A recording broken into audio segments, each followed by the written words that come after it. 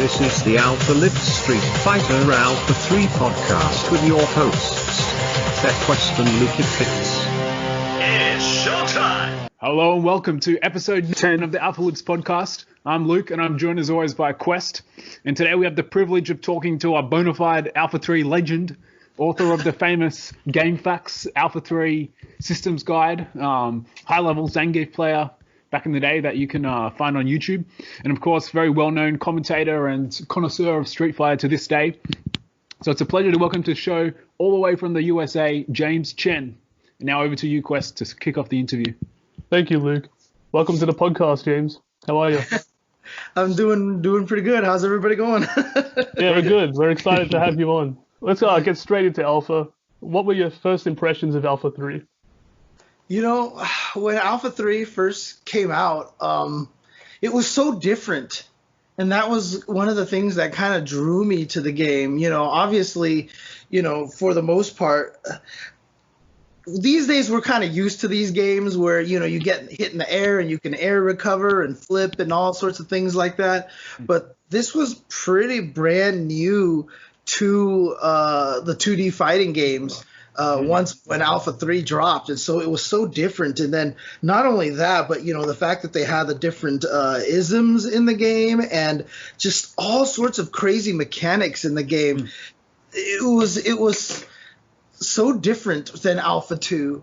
And, you know, in that way, it was just really exciting for me. And, you know, as you mentioned, I wrote the FAQ for this game. And one of the reasons why I did do that was because of how crazy the game was. And I just felt like, you know, in order for people to understand the game well and to learn it, you know, someone had to put all this information out there. Yeah. And so that's kind of what I tried to do with the game. But, you know, when it first came out, I was a huge fan. I was a huge fan of the game. I really liked it a lot. Was that kind of polarizing? Like, it's very different from Super Turbo or Alpha 2. Did that kind of put some players off and really attract others? I mean, back then, you know, everybody played what was the newest thing. You know, you just did. And, you know, there was definitely a lot of people that were not as big of a fan of the major changes. I mean, it's kind of why, you know, to this day, you know, for all the series like Super Turbo, everyone plays Super Turbo. They do. There's the Resurgence. Same thing with Third Strike. There's the Jazzy Circuit. And Alpha 3 hasn't really quite had that same kind of resurgence because a lot of people – there's that whole debate out there between Alpha 3 and Alpha 2, right? You know, if you talk about the Alpha series, whether Alpha 3 or Alpha 2 is the main representative is kind of a debate within itself. And it's because Alpha 2 is so much more of the traditional, you know, game. And Alpha 3 is such a departure from traditional Street Fighter. But you know, at the time everyone did play it, and there were a lot of things that a lot of people did like, but you know, it was very different from what we were used to. Yeah. Well, let's talk about the FAQ. You mentioned it.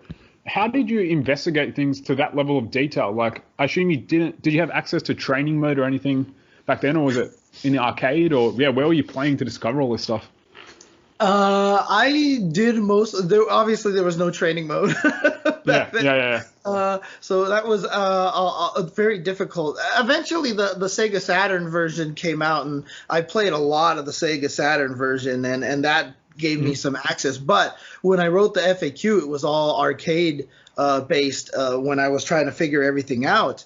And the way that I did that, I went to college at UCLA, and they had a wonderful arcade at UCLA, and it was one of the reasons why I chose to go to that college, actually, is because they had an criteria for choosing. And the nice thing about it was that every Friday night, Saturday morning, and Saturday night, they had this kind of deal where you paid $5 and they would set the arcade to free play. Oh, yeah.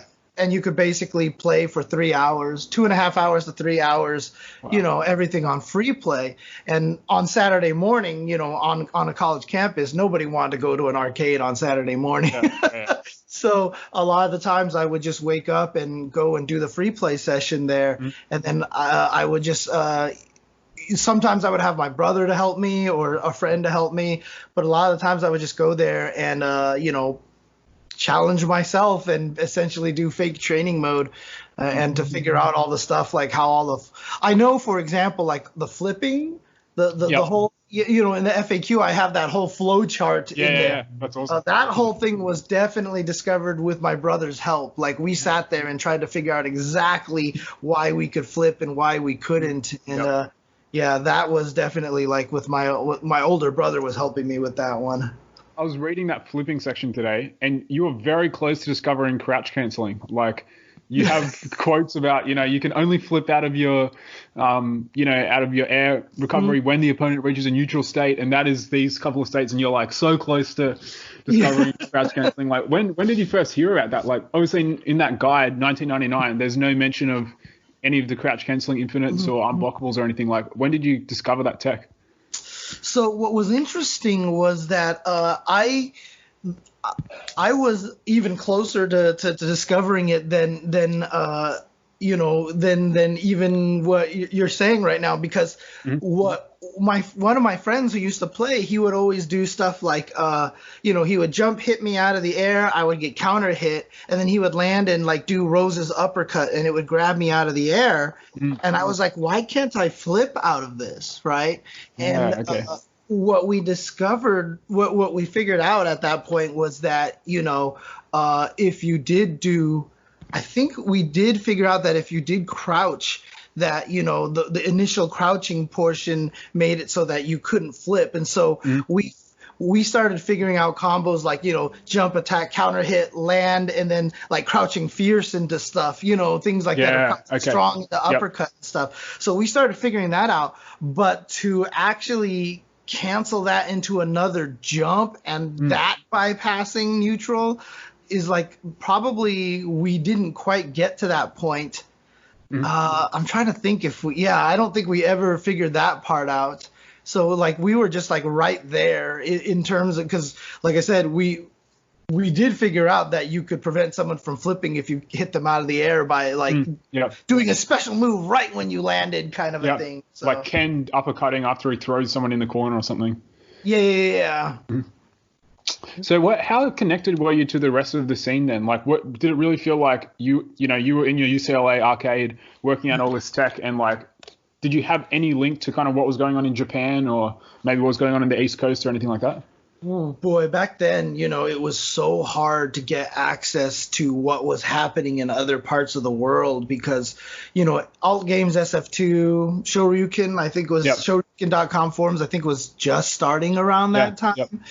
And so we really didn't have good ways to communicate. We didn't have good access to footage or anything. I mean, within the SoCal scene, I was pretty decently connected because I would go play the Alpha 3 tournaments at Southern Hills Golfland all the time and such.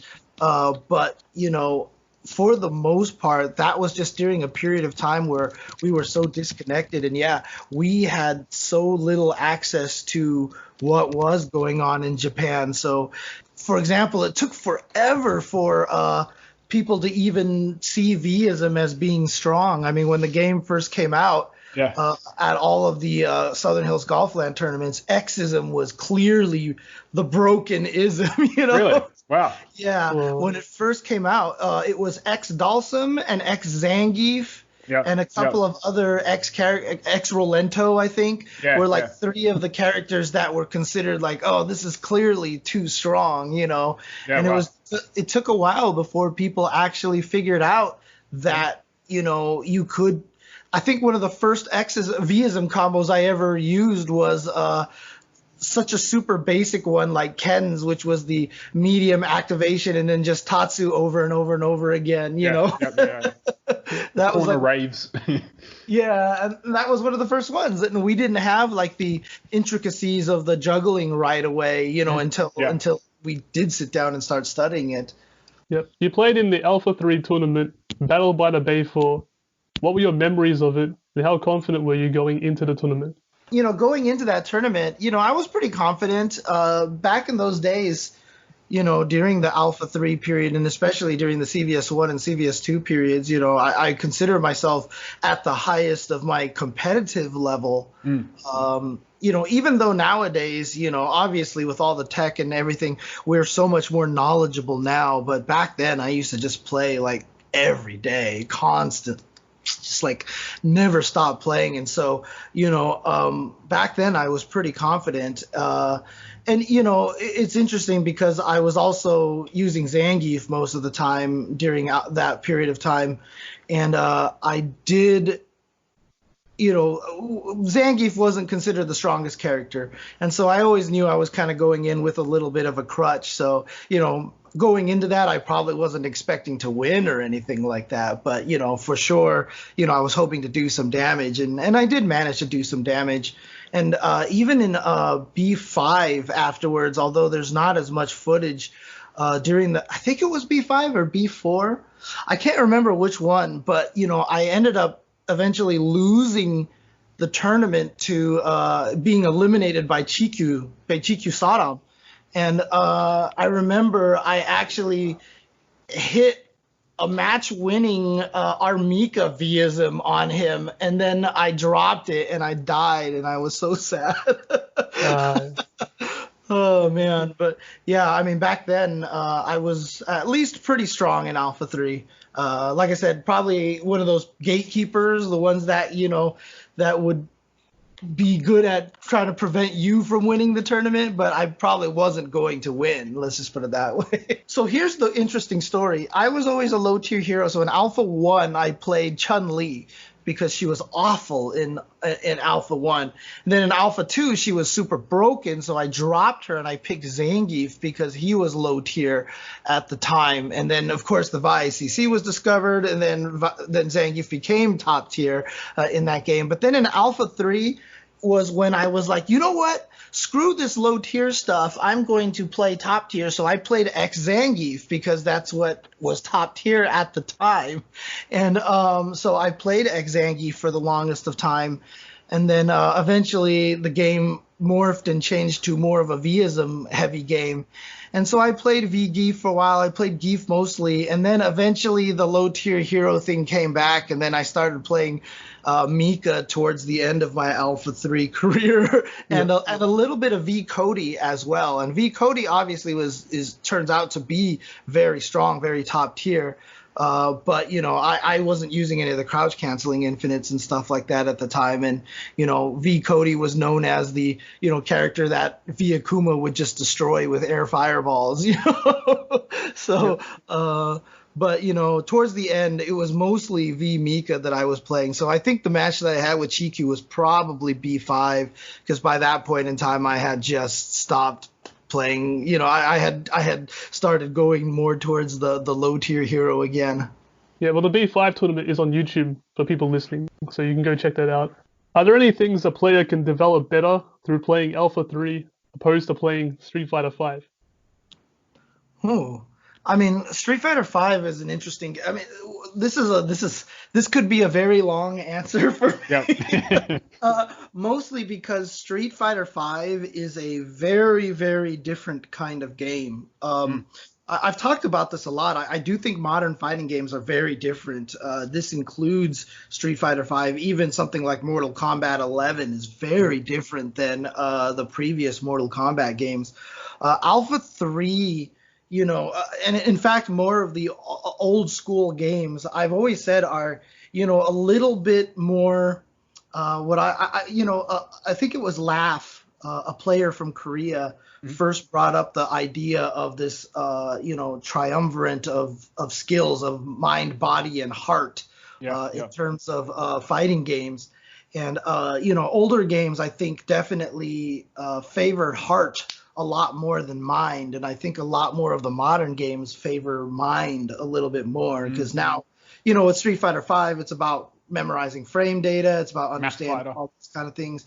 The interesting thing about Alpha 3 though is that, despite the fact that I say older games are more about kind of like these heart kind of plays, I feel like Alpha 3 might be one of the games that kind of has this really intricate balance between mind and heart and body, actually, because of the Vism execution and the crouch canceling, infinites and execution and such. But, understanding why things work in Alpha 3 is very paramount to being strong in the game, understanding the systems and everything. And there's just so much in the game, like the damage reduction, mashing and the trade priority system, which even to this day, I barely understand, because I know people have figured it out even more detailed about like open stance, closed stance buttons. It's like, what the heck is even happening here?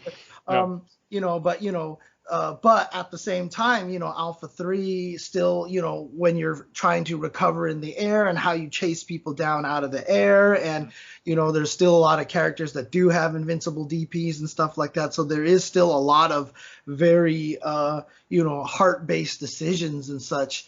And so, it's one of those games that I feel like if you played and got strong at, it really does a very good job of kind of strengthening all three facets of fighting game skills, because of how much there is to know about the game. And, it's also a game with isms, right? So it's not just how do I learn how to fight against V-Geef. You have to also learn how to fight against, A-Geef and X-Geef as well. It's like, obviously Xism isn't the strongest out there, but if you go to a big tournament, someone's going to come and be the Xism expert. Yeah, X-Agon or something. There's some strong characters still.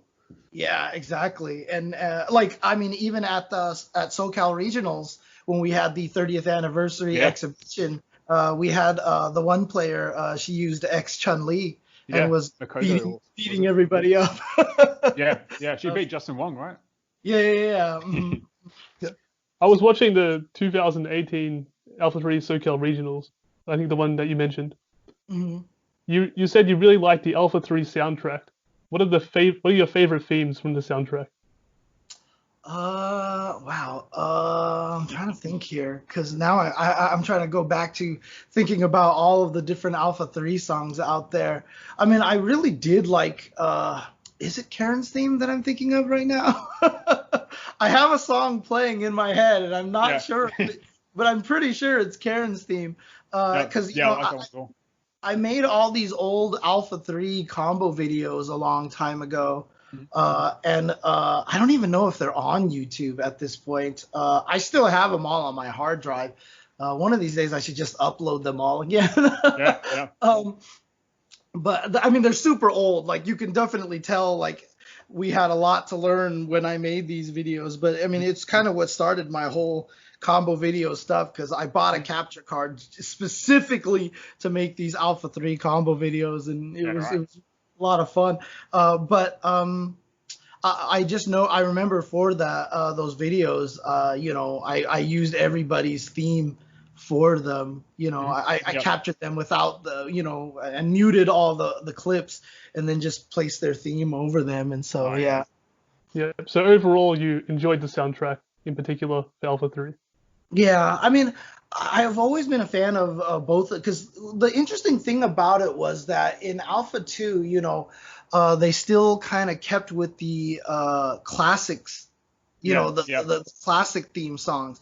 And then in Alpha 3, they decided to just go completely in a different direction. Ryu's theme is not even Ryu's theme anymore. They went a completely different direction. And that was one of the things that was really cool about Alpha 3 soundtrack, was that they decided to just go in a completely new direction. And I really liked that. I really appreciated that they went in that direction. Now, obviously, as a man of nostalgia and stuff like that, once they went back to Street Fighter 4 and, the old themes came back and everything, and I was like, oh, this is so cool. That's what they're going for, I think, with Street Fighter 4. Yeah, but even still, it's kind of interesting because, in Street Fighter 4, like, with like Adon and stuff, they brought back the Alpha 2 themes, but Cody, they just made a brand new thing. They didn't even reference that Cody's Alpha 3 theme at all, which I always thought was kind of, sad. And if it weren't for the fact that Cody's Street Fighter 4 theme is awesome, but but I was always kind of sad that, they didn't have that same kind of, referencing to the Alpha 3 themes for a lot of the characters. It seems like Capcom music at that time, they were really like experimenting, like the Third Strike, hip hop, jazzy kind of soundtrack, the Marvel vs. Capcom 2 soundtrack, CBS 2, like True Lovemaking, that just, they were on fire with the kind of out of left field soundtrack choices. And it's really interesting because there's something, there's for Third Strike soundtrack, I always say that there's just kind of like this interesting, like dirty quality to it. But, I feel the same way about Alpha 3 soundtrack. There's this kind of grunginess to it. It's very, very like good, electric guitar-y kind of like, I don't know, like electronic sounding kind of, a theme to it, and there is something about that like I said, I do like, and like you said, the experimenting with the music I think is really cool. Yeah, I like how they went crazy with the drums. Oh yeah. Yeah. Have you played Alpha 3 Upper or Max? I have not. I didn't play it. I think I played the Dreamcast version was essentially 03 Upper, if I remember correctly. And I think that's the extent that I messed with it. I know the PSP version had like Maki and Yun and Ingrid added to it and stuff like that. But sadly enough, I've never actually messed with that version. I've never messed with those characters in the Alpha 3 universe. To really, honestly, the extent was the Sega Saturn version. I loved the Sega Saturn version, by the way, because it was so arcade accurate, and I actually really enjoyed what they did with the characters that they added to it, like Fei Long, T-Hawk, DJ, Guile, and such. You guys play the arcade version in your scene, or do you guys actually play the home versions? There's a bit of a split. So in the offline, we've been alternating between the PS2 vanilla and the PS2 Upper version for our tournaments. Okay. But we mainly play on Fightcade for most of our tournaments. Ah, okay, gotcha. Because even the PS2 version of Alpha 3 is a little bit different than the arcade version too, right? Isn't that one also a little bit more closer to Upper, or? I think there's dip switches that you can change that make it closer or further away from the arcade, and they fix various bugs, like they fix crouch canceling that you can change by dip switch. Gotcha. They fix some like weird stuff, like random moves being fully invincible, or just like bugs and everything. Yeah, because like I said, I played the Saturn version almost exclusively at home. That was the one that I played all, because the Sega Saturn had the super accurate Alpha 3. It had the super accurate Vampire Savior as well. Oh yeah. Yep. Yeah, so Sega Saturn was always kind of like my console of choice at that time. Plus the Sega Saturn pad is one of the best game pads ever made. So you played on pad back then? You had to. Okay, yeah. No sticks. Yeah, a lot of people don't like, the only way to get sticks back then were to buy really cheap ones that would break, in any fit of rage. I've definitely broken many of my joysticks back then, my $40 joysticks. Or you spent $160 to import a joystick from Japan. Yeah. That eventually gets stolen at Evo, but that's another story. But one of the unique Alpha 3 mechanics is air blocking. Did you like air blocking? So air blocking first showed up in Alpha 1, and at the time a lot of people didn't like it, but they implemented it in kind of a smart enough way that if you did a ground-based move, you couldn't air block it. In Alpha 3, I felt like it was a very crucial mechanic. It became much more important because of how airborne the game was. Like I said, chasing people down out of the air became a very important thing, especially because after you flipped once, everything was a knockdown from that point forward. So, because we did discover that you could hit someone out of the air, land, and juggle with like a crouching strong into an uppercut or something like that, air blocking was important, because if you flipped in the air and you didn't have air block, someone could get just a free jump attack, hit you out of the air, get extra juggle, and flipping would just be like a big risk. And so, it eventually became, you went up and air through a lot of people who flipped in the air, just to catch them. But of course, that wouldn't necessarily lead to combos. And so it was a kind of an interesting balance with that. And so air blocking in Alpha 3, for Alpha 1 and Alpha 2, it was kind of controversial, especially in Alpha 1, because people thought it was like, oh, you're dumbing down the game. You're making it, oh, what is this stupid? You can air block. This is dumb. You can land on fireballs and block and whatever. People were kind of mad at the time. By the time Alpha 3 came out, it's like nobody complained about air blocking, because, like I said, if you couldn't air block, man, you would get destroyed so fast. Yeah, would you like to see air blocking in newer games? I mean, it depends on how it's implemented. It really just depends on how it's implemented. Like right now, I think it's fine without air blocking in a game like in Street Fighter 5, because it's so much closer back to, the Alpha 2 Super Turbo Street Fighter 4, style kind of Street Fighter. And, I've always said, out of all the Street Fighter games, Third Strike and Alpha 3 in particular, Alpha 3 and the 3 series are the most deviant from the standard Street Fighter formula, which is more round based, which is, projectiles can be, a very effective, but then you go to games like Third Strike and projectiles just don't even work at all. You can jump all over the place because you can parry in the air and everything. And then Alpha 3, obviously just everything about that game is just so experimental and different. And honestly, like I said, everybody falls under you're either an Alpha 2 guy or an Alpha 3 guy, right? I've always fallen on the Alpha 3 side, mostly because, one, I love Alpha 3 so much, and two, is just I love how experimental they got with the game. They tried everything. They threw everything at the wall, and unlike a Street Fighter Cross Tekken, which it felt like they threw everything with no rhyme or reason. Alpha 3, it feels like they put in all this stuff as a way to experiment and to enhance things and to really try different things, but it all kind of fit together really well. The cheap stuff canceled each other out, kind of. Yeah, and because you had the flipping mechanic in the air, the whole mashing to reduce damage kind of became a little interesting kind of mind game, because if someone's trying to mash to reduce damage, you can kind of stop your combo short, force them to flip, and then you can juggle them again for reset damage scaling. There's a lot of like little interesting things that, may not have necessarily panned out in the highest level of play, but like it's really interesting to see how they did try to experiment with all that stuff. And so, if Street Fighter 6 came out and they were like, let's experiment with some crazy stuff again, and they put in air blocking for a reason like that, I wouldn't mind it at all. But if it was just like, hey, let's just put in air blocking to make it easier for people to get around fireballs, then it'd be kind of like, come on, guys, like let's stop going this path.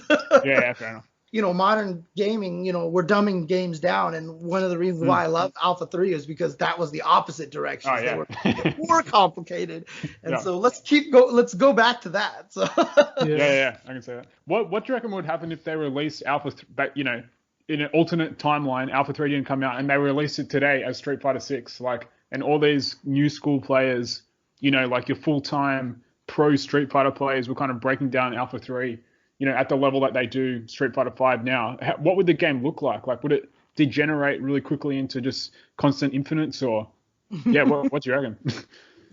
I mean, like I said, back when I was doing the FAQ, I had to do it in the arcade and stuff. Now we have training modes that are so robust and everything, and people would have found a lot of the stuff right away. We would have figured out how Visms worked on like week 1.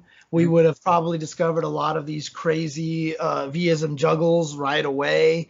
And it wouldn't have taken long for us to get to the crouch cancel infinites because, as soon as someone did discover that, once you hit them out of the air, as soon as you landed, I could do one button on landing and they couldn't flip right away. I just thought, that was just like a thing that they let you do. You can do one move when you land before they can flip. And someone would have broke it down and just been like, oh, I just noticed that it's only crouching. Like if I land and try to do a standing move, it doesn't work and they flip. Yeah.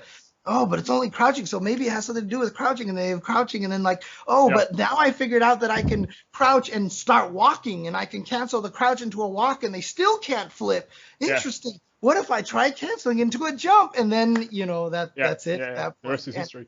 Yeah, imagine the updates, man. Yeah, the patches. Yeah, all the patches and updates and the complaining about it. And then it would have been patched. And then it would have been patched right away. And that's probably the most different thing about Alpha 3 if it came out today. Is not even necessarily what the players would have done to it, but what the development had done to it. We might have gotten to a 0.3 upper almost in 1 year, or maybe even less. Because they would have just been like, oh, here comes the new season. Let's change it and get rid of these crouch cancel infinites because they look bad in tournament, So, I mean, one of the most famous matches that I remember watching from the Acho arcade because I used to sit there and download all the Alpha 3 videos from the Acho arcade just to see how Alpha 3 had developed. One of the most famous ones that I still remember was, it was round 1 fight. Ryu jumped at Vega. Vega activated custom combo. Yep, flip kick, flip. And then started going to jump short, jump short, jump short, jump short, jump short. And the video edited to like 23 seconds left on the clock and still going jump short, jump short, jump short. And then Ryu finally died. And, if that happened at tournaments, I mean, Capcom right now, like back then it was like, this is an interesting discovery. How do we take advantage of it? How do we find these setups so that they can't flip in time and everything? Yeah. But like today, everybody like, this is broken. This game is stupid. Let's go back and play Street Fighter 5. Like, this is garbage. And, Capcom would have had to put out a hot fix real quick to make sure that we didn't see this in tournaments. And so, it would not have, lasted. It just... like we wouldn't have given it time to breathe. And, since you guys are still playing, if you don't mind me asking a question, like how often do these crouch canceling infinites show up in your tournaments? Do people... it's controversial because the tournaments that we've had so far, it's been banned. But it's very split. So there definitely are players in the community who can do it. And, in casual or whatever, we often do it. But the guy who kind of kicked things off is quite... strong on his anti-infinite stance. So yeah, it's a real divisive issue, I guess. However, the next tournament they will be allowing infinites. Oh, interesting. Just to see how it goes, basically. All these Cody players have come out of the woodwork, and What's interesting about that, though, is because, other isms can use it to an extent. Like I said, obviously, because of the V-ism, you have that higher aerial that allows for the crouch canceling infinites to occur. Like I said, the other isms can use it in the way that I was mentioning, that you could counter hit someone out of the air and then land crouch strong and uppercut. Like, I'm assuming that those won't be illegal. It's just as soon as you start repeating crouch canceling, then people are like, okay, stop this. You can still do the regular crouch cancel. But that's the challenging part, is like enforcing and defining what is an infinite. Like if they hit them a few times and then they let go of the combo or the juggle, is it still an infinite? Like it's kind of tricky like that. Exactly. That's what I hope to get Raging Bull, who's our TO, on the podcast and ask him about that, because I haven't got a clear answer yet. But moving on from that, do you have a favorite Alpha 3 matchup to watch? There's this matchup of this Zangief player named James who went up against David Serlin. Yes. On YouTube out there. Yeah, I remember that. It was a legendary win at B4. Yeah. I think it was the standout match of the tournament. Exactly. I mean, it's interesting because, you know, a lot of the times when, like I said, when we played Alpha 3 and when I was involved with it, it was largely before crouch canceling became a thing. And so it's kind of a weird situation for Alpha 3 for me because, you know, when we were playing it, when all these matches, B4, B5, and all these things like that, it's obviously very suboptimal compared to what we know about the game today.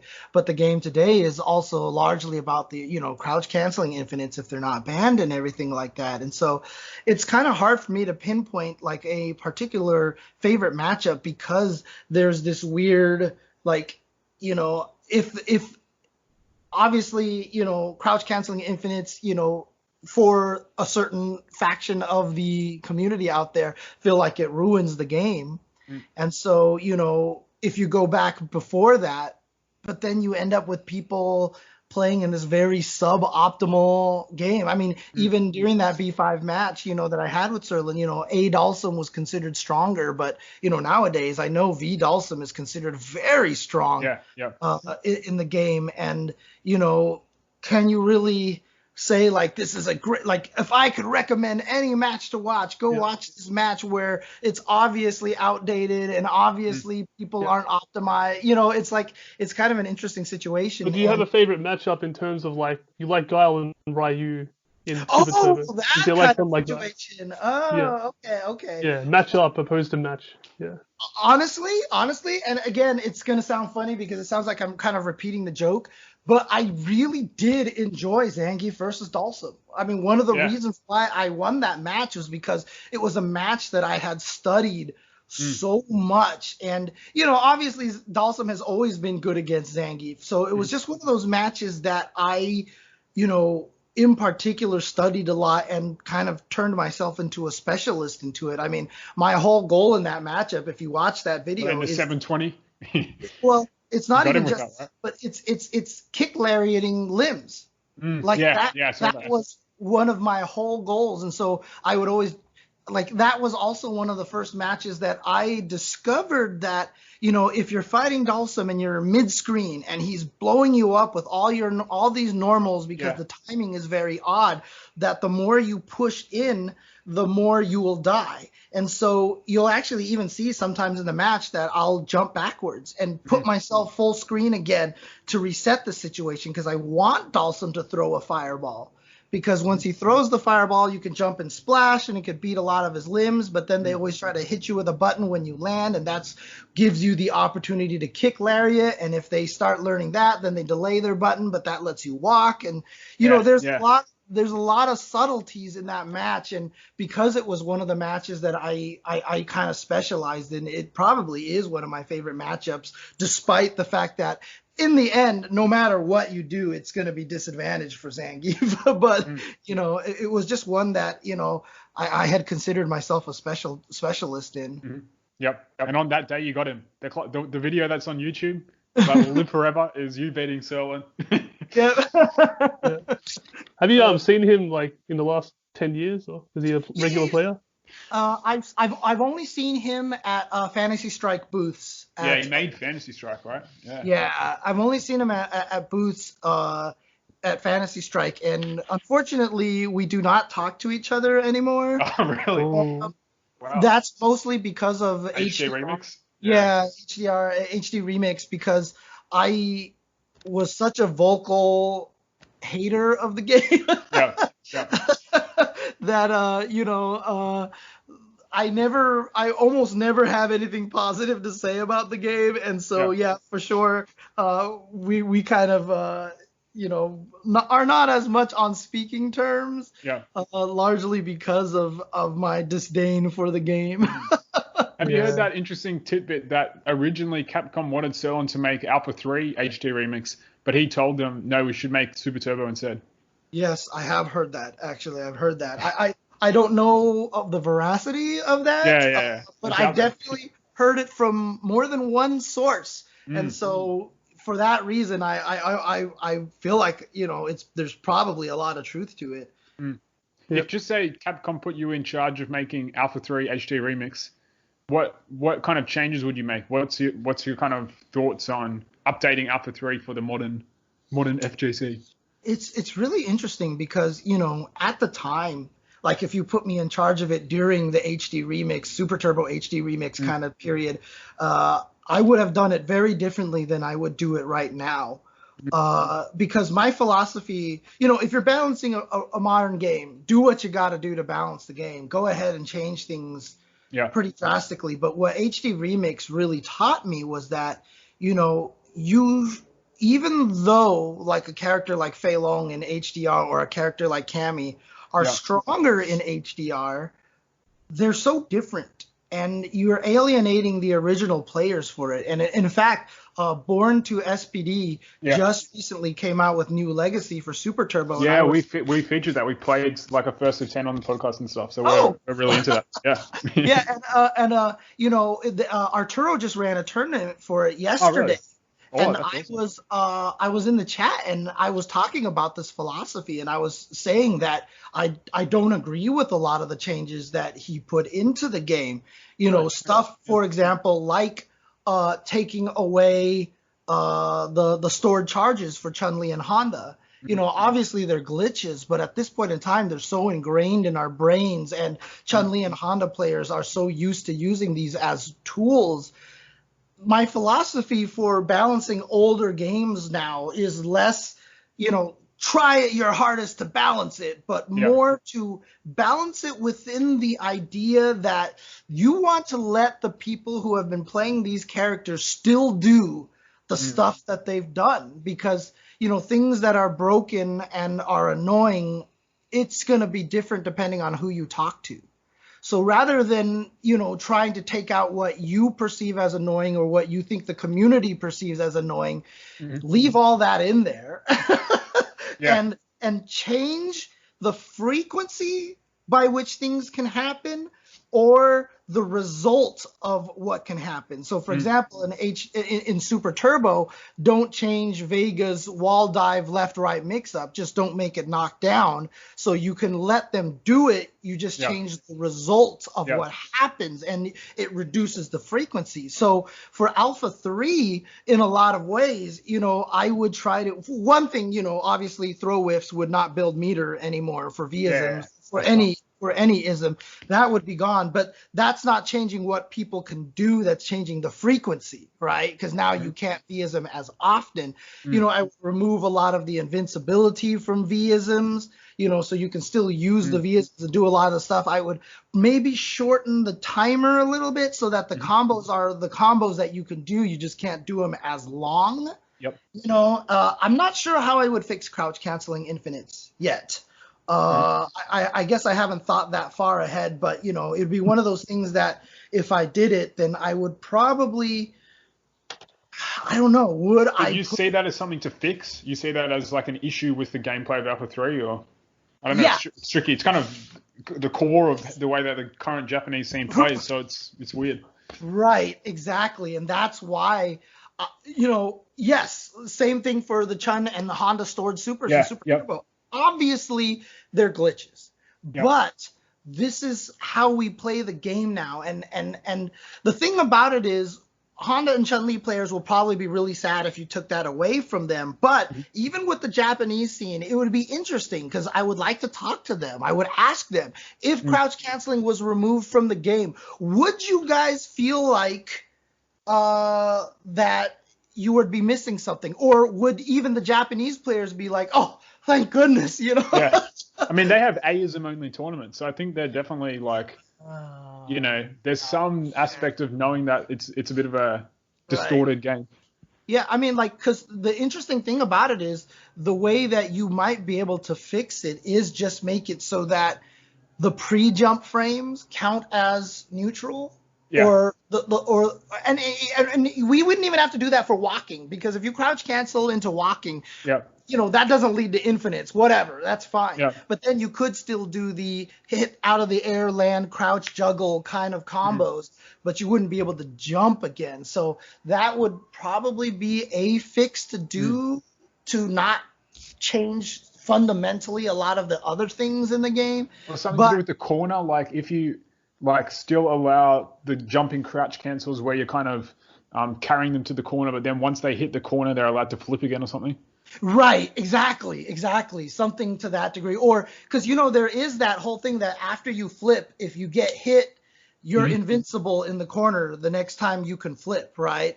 So there is this kind of mechanic built into the game that they know that they can turn the character invincible, or even on like the hand slaps and the lightning legs, that if you get hit by them in the corner, you turn invincible right away so that you don't just get juggled by hand slaps forever in the corner. So there's probably some way to also replicate that by maybe even just making it so that jump attacks trigger the same thing that hand slaps or lightning legs do. Yep. So that if you do jump attack them into the corner, then they just immediately become invincible or something. And that wouldn't change a huge amount, because then instead of, there's not very many instances where you had combos that extended into jumps in the corner outside of crouch canceling. So see, now you're getting me thinking about that. Yeah. It's deep. Now I'm getting all technical and getting back into my FAQ mind, where I'm just how would I tweak this? And how do you change the flowchart? Well, I guess the other approach is like the Skullgirl style, like infinite combo detection system, where you can do kind of like an alpha counter type thing if it detects that the opponent has gone into an infinite. Yeah, the tricky thing about that is that, the extent at which we have the capability to alter these games is very low these days. So, for example, what Born to SPD did with the new Legacy is very impressive, because he could only modify certain things. He wanted to create, for example, old Zangief to be like hyper fighting Zangief, but he doesn't have the ability to make the kick lariat spin as fast. Like, he doesn't have control over animating the move faster or to some extent like that. And so, if we were to try to do something to an Alpha 3, we probably wouldn't have the ability to add a crouch cancel counter, Usually they must have the code somewhere though, because they've ported it to every system under the sun, like the PSP and all this stuff. I don't know if it's just the arcade ROM running on some kind of emulator and all of those, or and that I don't know, because Japan is very different than the US. There are stories, for example, like Silent Hill 2, when they made the HD remaster of that game, a lot of things were missing textures, a lot of things were missing. I think that they didn't have, like, they had to redo the voice acting and stuff, and that's because I think the original sources were just gone. Like, they just weren't, like, Japan didn't have as much of an archiving kind of mentality. Their stuff is a little more fleeting, and for Marvel versus Capcom 3, for example, after Ultimate came out, it didn't sell well because it came out less than a year after the first one. But Japan just saw that as, nobody wants to play it, and so they just took away the dev environment, and then there was no way to make patches for it at all anymore, and it was just really? Like, wow, yeah. Capcom actually said that, like they never publicly said that, but that's definitely the stories that I've heard. Okay. So they just were like, the game's not a success, we're not going to do anything more with it. So, like, they took the dev environment away for it, but it's interesting that it's that hard for them to set up again. So, like, I'm curious, like, if they would be able to do something like that with Alpha 3, or if someone would have to go and do what Born to SPD is doing and just modifying the binaries directly, and trying to reverse engineer it and do as much to the game as possible that way. And so I remember reading about Searle and working on HD Remix, that he basically showed up and they like gave him the like assembly source code to Super Turbo or something, and he had like no idea, and he was just basically changing random numbers until he found like, this is the hitbox for like this move, and then kind of worked it out from there. So it's really, it's not as polished as you think it would be behind the scenes. Yeah, during HDR development, I actually visited Serlin in the offices to help. That's crazy. Yeah. And I saw a lot of the stuff that he was tweaking. Yeah. And like Sagat, like this is Super Turbo, which was built off of two and then Champion Edition, Yeah. and then Hyper World Fighter. Warrior. Yeah, and so when you looked at like Sagat's files, he showed me like 70% of Sagat was in one file. And then like another 20% of Sagat was in another file. And then like another 10% of Sagat was in another file. And like the juggle properties were named after like dragon and spring were the key words. And it's funny because at the time when Serlin, because in Super Turbo the juggles were either 3 or 6 or 3 or 5. That was the juggle system. You either could juggle for 3 or for 5. And that was it. That was the extent of the juggle system. What do you mean for 3 or for 5? What does that mean? Like, so you know how like Bison could do jump strong, jump strong, jump strong? Yep. So jump strong had the property of the 3 juggle. Yeah, okay. So and then DJ's up was the 3 juggle. Supers were all the 5 juggles, basically. And Sagat's Tiger Uppercut had the 5 juggle built into it. So if a move juggled, it either juggled 3 times or 5 times. And that was it. That was it. Whereas in like Alpha 2, you know, you have like, oh, this move can juggle up to 2 times. This one is 5. This one is 3, you know.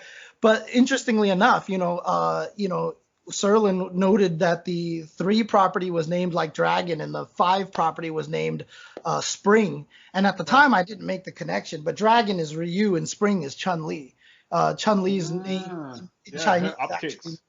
Yeah, well, Chun-Li's name in Chinese, my dad told me is beautiful spring, as in like the season. Okay. So, you know, they were using their names as the dragon must be Ryu's like jumping. Is it medium punch, the one that hits twice in the air and you can juggle? Yeah. Well, no, I mean I think they just named it after Ryu and Chun just because they were just like, hey, let's name it something. Source code for all these games is massive spaghetti. Yeah. Look, we have some questions from our listeners. Oh, sure. Okay. November Golf, an Australian Alpha 3 player, has 2 questions.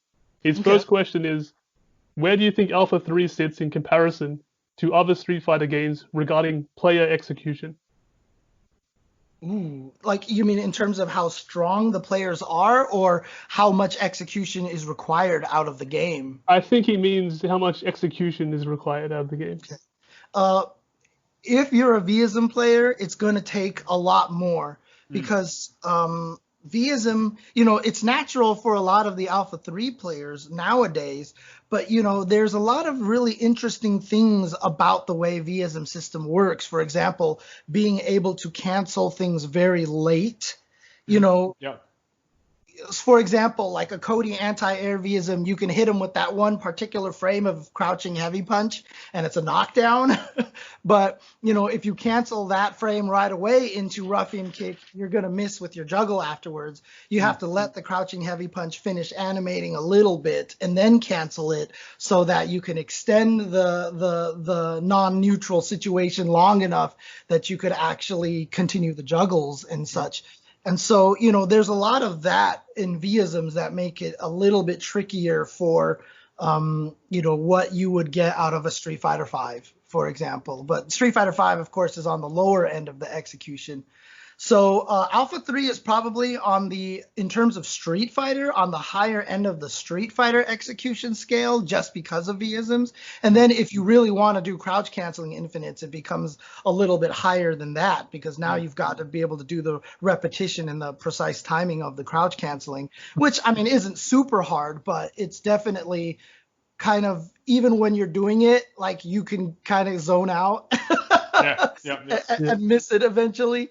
But, you know, obviously, if you compare it to like MVC2, Guilty Gear, you know, Smash Melee or something like that, it's still going to be on the middle end of execution. So for Street Fighter, if you're a Street Fighter player, it's definitely on the higher end.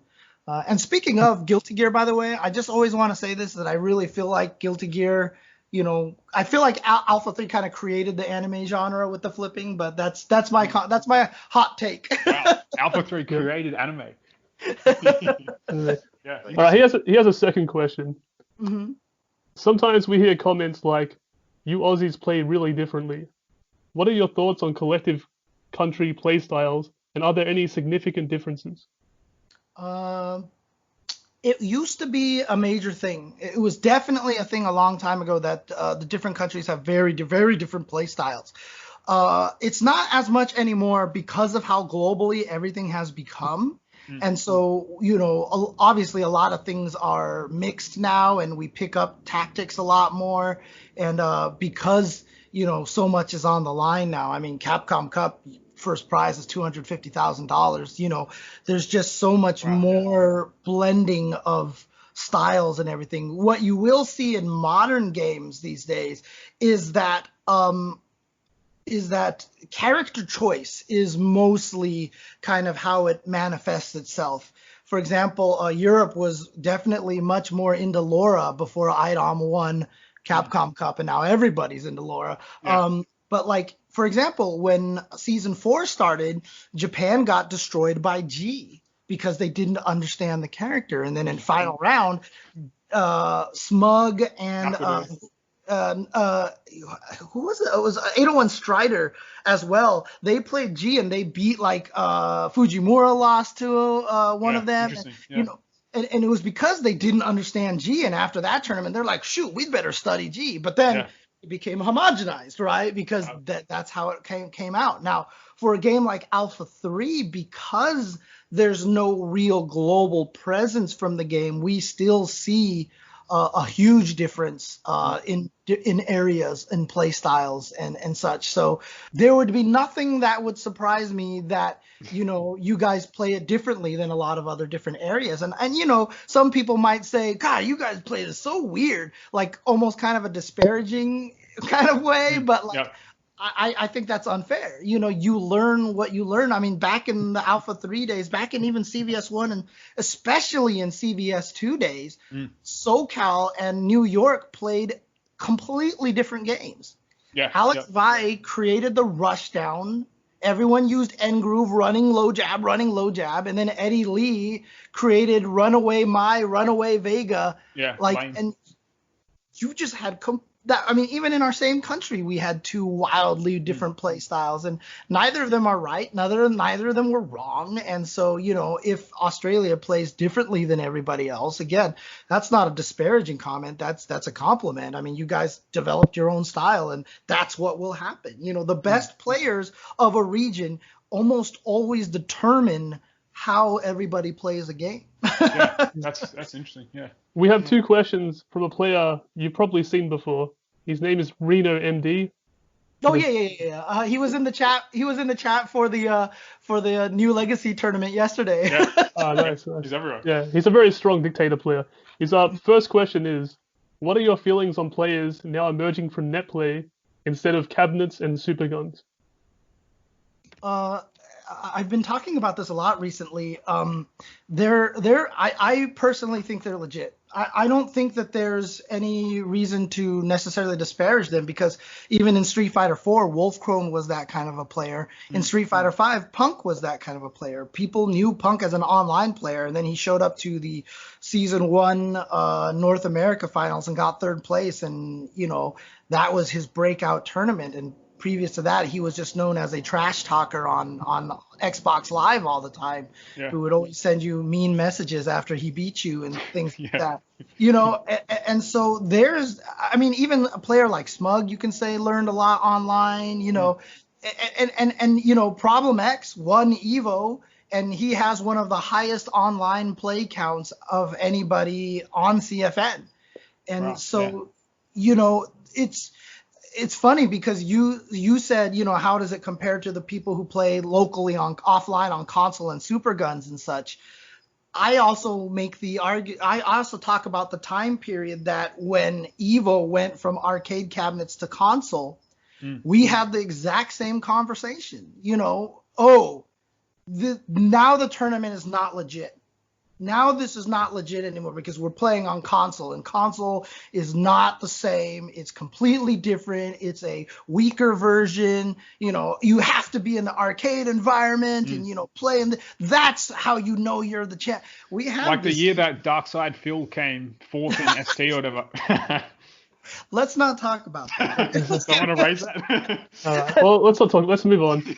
No. But seriously though, I mean, like it's a similar situation because and especially because stuff like Fightcade and GGPO, and now we're seeing this shift even in the Japan culture where Guilty Gear Strive is going to use rollback netcode, and the battle developer of Unist and Melty Blood and played GGPO, played Skullgirls online just recently on a stream, and there's a clip of him saying in English, he was just like, I think I want to use rollback code. Like he was impressed by the rollback netcode.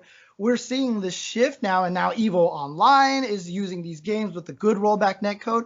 At some point in time, I would say 5 years down the line, probably, the idea that a player, an online player not being legit is going to be laughable in the same way that we laugh at console players not being legit. And it's just a matter of, changing with the times, really. I mean, even if you watch the top Japanese players now streaming like a Daigo or Bonchan or whatever, they're all playing online. Like they're playing each other online constantly. They're not hanging out in the arcade every day. Exactly. And so, it's about, trying to hold on a little too much to the past and what, you feel like made you strong. And honestly, you just have to embrace all of the advantages that we have these days.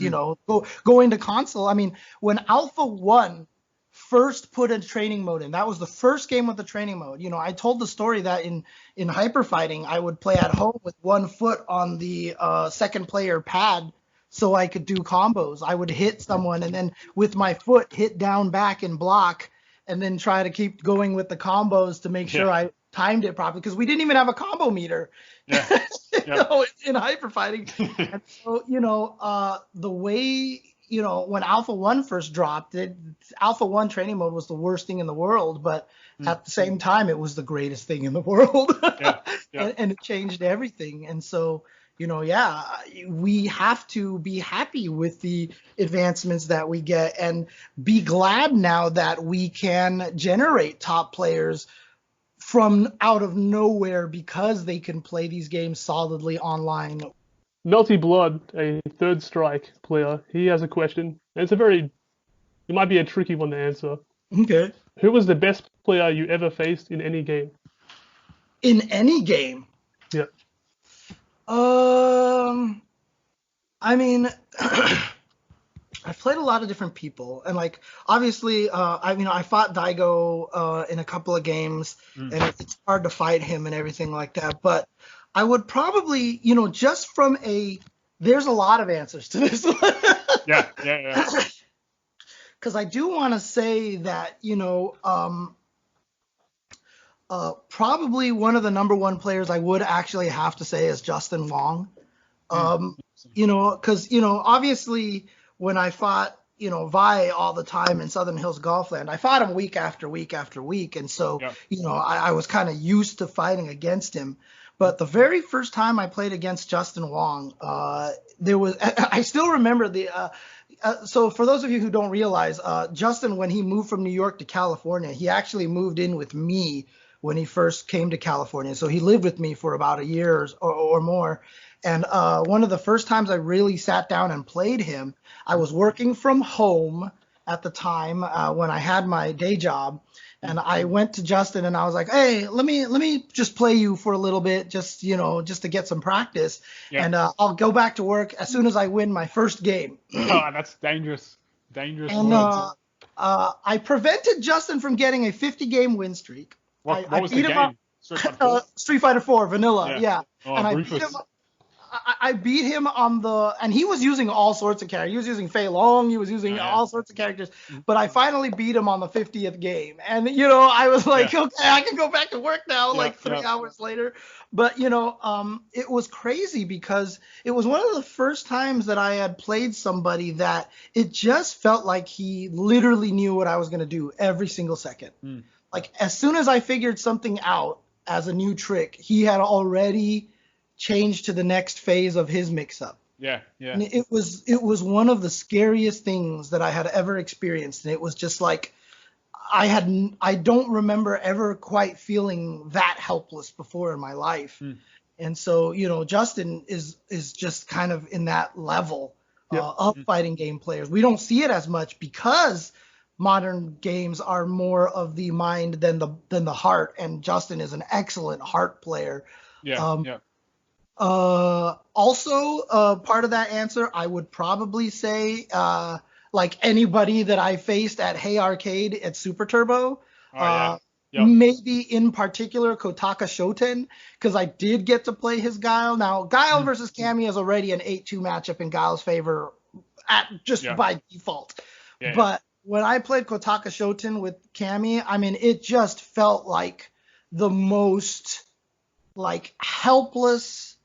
Like, this is a 10-0 matchup. Like, there is no way to win this no matter what you do. Even if Kotaka Shoten, like, was a narcoleptic and fell asleep halfway through the match and woke up 10 seconds later, I would still lose. That's how it felt in that situation. So, yeah, I would probably add, like, Kotaka Shoten and a bunch of the Japanese players that I've managed to face at Hey Arcade, because my God, that is high boy. level. Yeah, I really enjoyed that series you covered, the first of 10 with Shoten. But look, I just have two more questions for you. Sure, no problem. At EVO 2016, you gave an interview where you said, "The goal for me is to get to the point where the players, the TOs, the commentators, and the streamers can do this for a living." Pre-corona, do you feel that the FGC has made any significant progress towards that goal? That was in 2016. We had made progress. I wouldn't call it significant. We've definitely made progress, because obviously $250,000 prize pools for players can change their life, like NuckleDo. I mean, I every time I think about NuckleDo's story with him winning Capcom Cup, because a lot of people don't remember that during that year is when we almost lost NuckleDo to, depression and things like that. And, to have him turn around, he was able to, buy a house, I think, for his parents or something, or buy a car or something like that. He was able to see his sister get married and everything, and and all this wonderful stuff. And obviously we're at a point right now where this money can change your life for sure. Unfortunately, it's still geared towards the 1%, right? That's the problem right there, is that you win Capcom Cup, you get this money, but everybody else at Capcom Cup, the second place, third place, they'll get a good chunk of money. Is it life-changing? Not quite yet. Not quite yet. And, if they don't keep up with it, that money's not going to last them for the rest of their lives. It would take some good investing, et cetera, et cetera. But, can guys like Punk, can guys like Sonic, can people like Sonic Fox, Tokido, Daigo make a living off of this? Absolutely. But, the thing about it is, my end goal is to look at something like tennis, right? Tennis is probably it is one of my favorite sports, and is the sport that I look at most closely when I compare what our end goal should be to the fighting game community. Because it is about one-on-one tournaments. You're not playing on a team. It's about the sponsorships. You become a Yonex player, you become a Nike player, you become Adidas player. I know in the States we say Adidas, but I know in Australia you guys say Adidas, right? Yeah. It's so similar, because they also have the Grand Slams. You've got the Australian Open, right? You've got Wimbledon, US Open, yeah, exactly. And so that's kind of what like Evo, CEO, Combo Breaker is to me. And how many pros are there? Like maybe 100, 200 in men's tennis, something like that?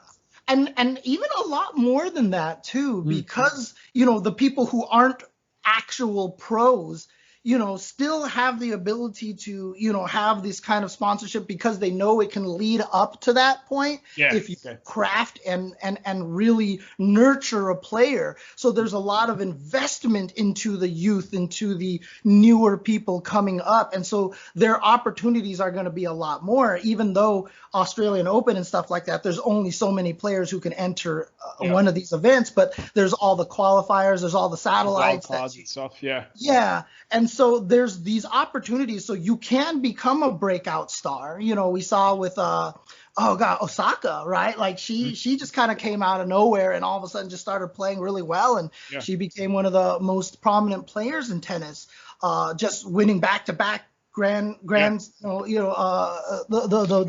Grand Slams. And that's possible. And that's not necessarily possible in the FGC because, esports is still trying to figure out how to even make sponsorship work. I talked to a team that previously sponsored Punk that let Punk go. And I talked to one of the guys who was there, and they were like, and he told me, it was like, we did not want to let Punk go. We love Punk, but we couldn't figure out how to monetize it properly. And that's the situation that we're in. Esports, as much as I'm sure other countries look at the US and Korea and stuff and look at how great esports is. Esports is an illusion right now, I still think. And I still think think it's a bubble. Yeah.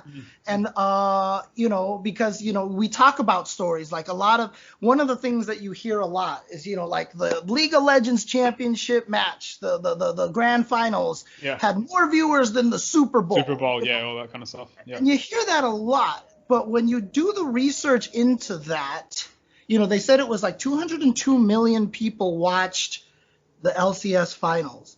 200 million of them came from China. Literally 98 to 99% of the people watching were from China, and China is very good at inflating numbers.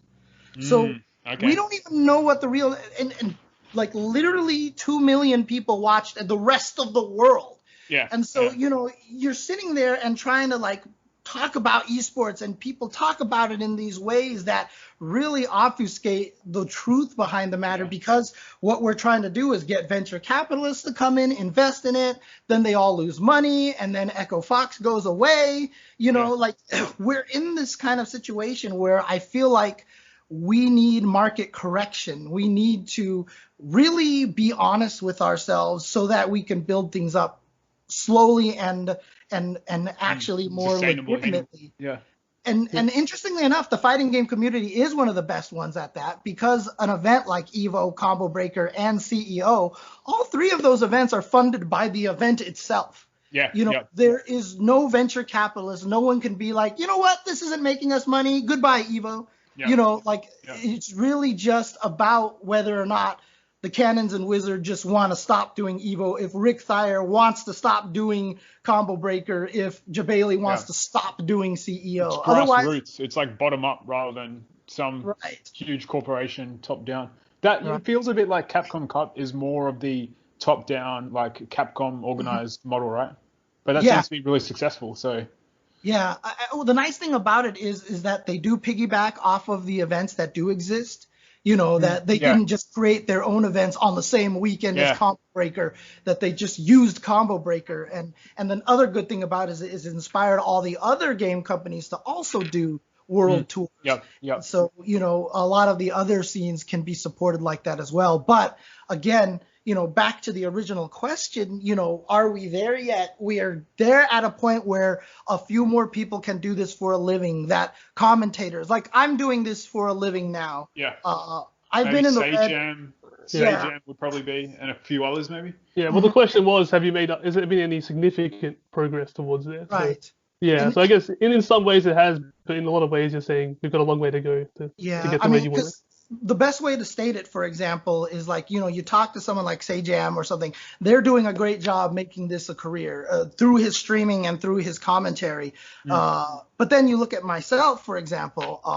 This is something that I've said publicly many times. Since I got laid off from my job and decided to try to do this full time, I've been in the red every single year. I have lost money every single year since then, trying to make this as a full-time kind of career kind of thing. And so, we're still not at that point where a lot of people can do this. And it is going to be the 1% that's going to be successful. The way to make this into something more successful that a lot more people can do it, like I said, looking at the tennis model kind of thing, we do have to get to a point where coaches and more broadcasters and there's just so many different roles to actually get to that point where we can, like, for example, guys like Automatic and Javits and Zaffarino, these tech monsters that are out there, like, these guys should be making bank. Like they should be being hired. Like, someone out there should just be like, hey, Automatic, I'm going to pay you this much salary to keep coming up with tech for my character and how to counter all these things. Yeah, like, for me only. No, not posted publicly. And that's, as bad as that can be, because capitalism and exclusivity and stuff like that. But save it for nationals. Right.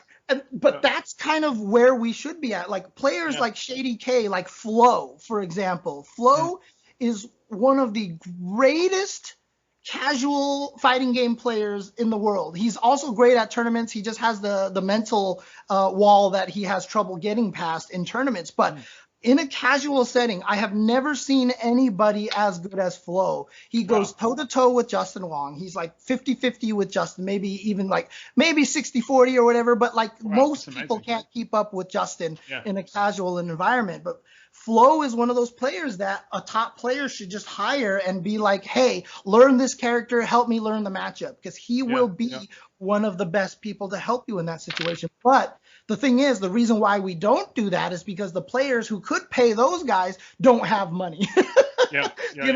And so we have to get to this point where a Capcom Cup is paying $250,000 to the first place, but then $100,000 to the second place, and then $50,000 to third and fourth, et cetera. And how that's does that happen? Is it just more people? It's more people playing, right? Or it's another Street Fighter 4 coming out that kind of revitalizes the scene a bit. Yeah, I'm not sure what it'll take to get us there, to be honest with you. And actually, so the thing is, everybody in the FGC is trying to figure out, why are we not as popular as League of Legends? Why are we not as popular as, all these other esports? And, sorry, we've completely strayed from Alpha 3 at this point. That's fine. But my thing that I've been on this kick for at least about a year or so right now is that I really think a lot of it just comes from the fact that fighting games are hard and fighting games are brutal to learn. I don't you lose a lot. You have to be a very good loser. Oh God, you have to be the best loser. Absolutely. And I'm not one, which is why I learned. Everybody has seen rage clips of me out there. I'm sure. Tables. Yeah, that's the best one. I want to see a sequel to the table flipping. The whole thing about it is like, it's not harder than other genres. Like, I have to make this clarification because everyone's always like, oh, you're saying that fighting games are harder than MOBAs? Well, let me tell you about MOBAs. I'm like, no. I'm not saying it. Yeah, they're all just as hard as each other to become an expert. However, I do think fighting games are the hardest to become a casual player. That's the difference, is because when you go, hey, Street Fighter 5 looks fun, and then you jump online and you lose your first 100 matches, and you're like, this sucks, and then you're never going to play again, And when it's the big learning curve that takes people out. Yeah, when I try to convince my friends, my casual friends, to play fighting games, most of the time they're like, nah, let's play something else. I don't even know how I would broach that. Like, if someone who's never played a fighting game, it would take so long to get to the point where we can play reasonable game of ST or whatever against each other. Like, right. It's hard. And that's the hardest part, and which is why I've focused so much on, trying to teach the basics to people, trying to create because like I'm also make a lot of parallels to poker, for example, in the FGC, because it's kind of similar. It's individual kind of a thing, But, if you wanted to learn poker, what do you go read Dan Harrington's book? I'm sure Phil Ivey has a book, or Daniel Negreanu has a book, or whatever like that. you want to go learn tennis, there's like 7,000 tennis coaches that you can hire out there. Yeah. We don't have a teaching regimen for fighting games. We just don't. There is no way to learn it. And the problem is that it is hard. And I know that there's this kind of movement recently of people trying to say, like, don't say that fighting games are so hard. They're not hard. Like, they're pretty easy. And I hate that. I personally do not like that, because I think fighting games are super hard. And there's something about video games, and my theory is that it's because video games all trick you into thinking you're good at video games, whereas most people are not good at video games. When you play a fighting game, you feel almost entitled to being able to do one-frame links, right away. Yeah. Everyone's like, I hate FADC combos and I hate one-frame links because I can't do them. How long have you been playing? A year. Okay. How often do you play? Like once a week? Well, then you shouldn't be able to do that, right? Like, if you're trying to learn basketball, or if you're trying to learn tennis, let's keep with the tennis analogies here. If you think I can't hit a 200-kilometer-an-hour ace straight down the middle, so I'm not even going to bother playing tennis. Yeah, like if you think that you can paint a line like Roger Federer can, or Rafael Nadal, in a year, and you're like, I should be able. No, everybody says I'm not going to be able to do that unless I put in years of practice. Nobody thinks that with fighting games, and it's really odd for me. Nobody thinks like I shouldn't be able to do that combo until I put in a few months of practice. Like, it's because fighting games, they give you these trials where you're trying to do these hard things right away. It makes you feel like you're supposed to do these things right away because you watch Justin. And like I said, because video games trick you into thinking that you're supposed to be good at video games, when really you have way more hit points than you did at the start. You have like 700 more moves than you do. And I always tell the story that, in the original God of War, I was told by one of the developers of God of War that every time you die and you reload, you actually gain one more pixel of health. But you actually can't see that, but it's a sneaky way to help you overcome something that you have trouble adaptive beating. difficulty. Look, I just want to ask, you've got Patreon subscribers. What sort of things have you given them before? It's funny. I did this whole thing where I was like, if you subscribe to my Patreon, I'll give you a voice clip. You can ask me to say anything you want as long as it's dangerous. That's dangerous. Within taste. Within taste. Yeah, exactly. Yeah. I mean, look, my most famous tweet out there is "suck my nuts, asshole." So it's like whatever. At this point. You got some other famous tweets, but I won't go into it. Okay, fair enough. That's oh man. But I did that, and then I also did you could give me any clip you want up to 30 seconds long, and I'll commentate it. Kind of things like that. But the funny thing is, when it came time to collect those things and I would send the message out to my patrons, nobody asked for anything. Nobody. They just want to support you. They just want to. They wanted to support me. And so what I've actually done now is that for my streaming stuff, I actually have an editor now. So so he helps me edit a bunch of clips. And I've basically made it so that now I haven't updated my Patreon yet. I've talked about this on stream, but now my Patreon money goes to paying my editor now. So that's kind of the idea for that. And so that way, the more you support me, the more my editor gets money from it. And the more money he gets, the more he can do cool stuff. And high quality. His time is justified for it and everything like that. But like I said, I've been really terrible during this quarantine of updating my Patreon to have all this information and stuff, which reminds me I should do that tomorrow. I should probably sit down and do that tomorrow. But, that's kind of where the Patreon is going for right now. So I think I talked with my editor, about maybe like a 20-80 split or something of the Patreon or something, just so I can get something, because like I said, I'm in the red and it hurts. Yeah, for sure. Wow. But that's kind of the goal for the Patreon at this point. Okay, just before I wrap up, I got one more thing to put to you. When we were talking to an unnamed source. Now I'm saying who could we get to come on the podcast, and they said L Trouble, he'll probably come on. James Chen, he's a bit too Hollywood. Yeah, that's what he told me when I asked him. When I asked the source. Yeah. What's your response to James Chen is too Hollywood? Look, to this day, it's still very weird for me to be at an event and someone's like, "Oh my God, can I take a picture with you?" Yeah. Yeah. I'll do it. I've gotten to the point where I'm comfortable enough with it because of just, this sounds like a humble brag, but how frequent it happens and stuff like that and stuff. But I mean, look, I've told people that if I ever get to that point where I feel like I'm actually legit becoming Hollywood, that I would hope that they would come and punch me in the face. Because, honestly, one of the things about me and that I pride myself on is that I'm just a huge nerd and fan for fighting games. And the whole point of me doing this is to get more people to enjoy fighting games. So, when I do commentary, that's why I still say beginner things like, "Oh, he shouldn't do this because he has a life lead." And you're like, I've had someone be like, "Why do you point this out? We can clearly see the life lead on the screen." And I said that a lot of the casual players who watch might not understand that knowing what life lead you have or not can dictate how you play. I'm not doing commentary for you. I'm doing commentary for somebody else. And they were like, "I never thought of that. Interesting. Okay." And why, I try to tell the stories of the players, because the players are going to be more important, because every time we have a new game come out, what do we care about? Is Goichi and Sonic Fox playing Dragon Ball? We know them from their other games, but Dragon Ball got all this attention because of Goichi and Sonic Fox. It's interesting, yeah.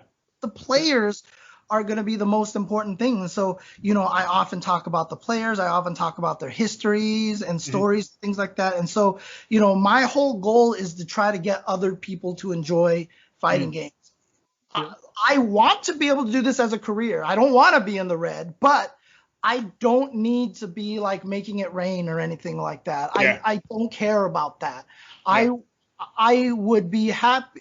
I would be happier to have all these players who I look up to and admire, and talent and TOs and and just all these small these roles that a lot of people don't think about. There's one guy who goes by the name of oh gosh, shoot. This is so bad that I can't even remember the hand. My brain is messed up, right? But there's so many people that do so many things on the side that a lot of people don't see that deserve a lot more credit for what they do. And if we can get to that point where they're all rewarded before I'm rewarded, then I'll take it. I just want enough that I can live and eat. That's not Hollywood. That's very much not Hollywood. But to my source that said to me, "You were too Hollywood," I like to just say, "You were wrong." So exactly. Yeah. I know you're listening now, and I'm not going to say your name on here because I don't want people bothering you for interviews with El Trouble. But you're wrong. And also but thank you for getting me El Trouble. That was good.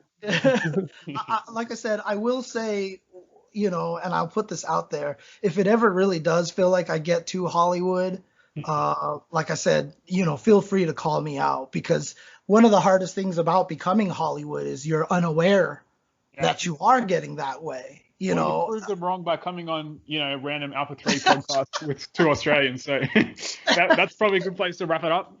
Thanks again for joining us. We really appreciate it. I think you're kind of the voice of Street Fighter for a lot of people. So, signing off. No problem. I mean.